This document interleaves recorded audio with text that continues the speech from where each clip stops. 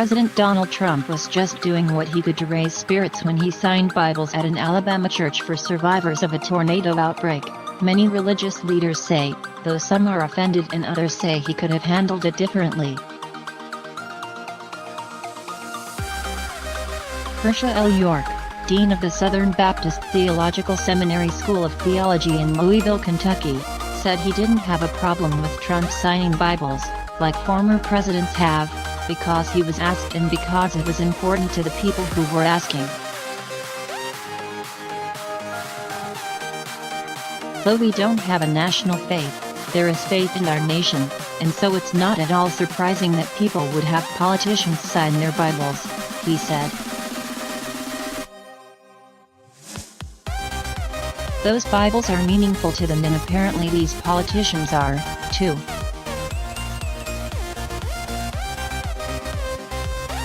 But the Reverend Donnie Anderson, executive minister of the Rhode Island State Council of Churches, said she was offended by the way Trump scrawled his signature Friday as he autographed Bibles and other things, including hats, and posed for photos.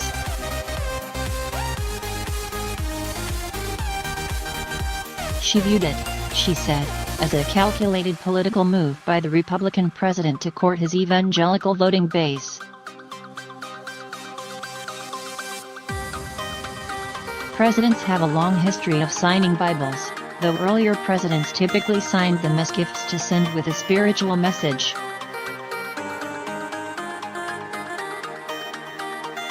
President Ronald Reagan signed a Bible that was sent secretly to Iranian officials in 1986.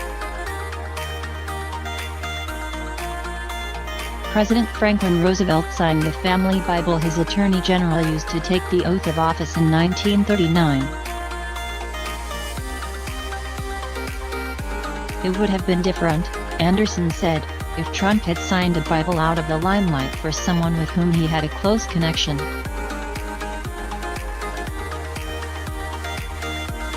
For me, the Bible is a very important part of my faith, and I don't think it should be used as a political ploy, she said.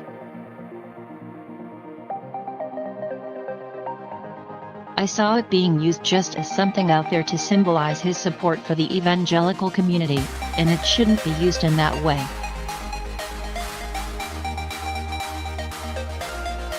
People should have more respect for Scripture. York said that he, personally, would not ask a politician to sign a Bible, but that he has been asked to sign Bibles after he preaches. It feels awkward, he said, but he doesn't refuse. If it's meaningful to them to have signatures in their Bible, I'm willing to do that, he said. The request for comment was left with the White House on Saturday, a day after Trump visited Alabama to survey the devastation and pay respects to tornado victims. The tornado carved a path of destruction nearly a mile wide, killing 23 people, including 4 children and a couple in their 80s, with 10 victims belonging to a single extended family. At the Providence Baptist Church in the Beauregard community in Alabama, the Reverend Rusty Sowell said, the president's visit was uplifting and will help bring attention to a community that will need a long time to recover. Before leaving the church, Trump posed for a photograph with a 5th grade volunteer and signed the child's Bible, said Ada Ingram, a local volunteer. The president also signed her sister's Bible, Ingram said. In photos from the visit, Trump is shown signing the cover of a Bible. Trump should have at least signed inside in a less ostentatious way, said the Rev. Dr. Kevin Cassidy Maloney. It just felt like hubris, said Cassidy Maloney, pastor at the First Congregational United Church of Christ in Fargo, North Dakota. It almost felt like a desecration of the Holy Book to put his signature on the front writ large, literally.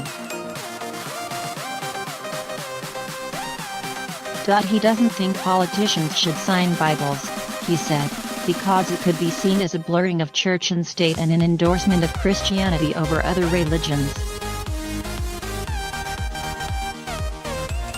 It would have been out of line if Trump had brought Bibles and given them out, but that wasn't the case, said James Coffin, Executive Director of the Interfaith Council of Central Florida. Too much is being made out of something that doesn't deserve that kind of attention, he said. Bill Leonard, the founding dean and professor of divinity emeritus at the Wake Forest University School of Divinity in Winston-Salem, North Carolina, woke up to Facebook posts Saturday morning by former students who were upset about Trump signing the Bibles because they don't view him as an appropriate example of spiritual guidance.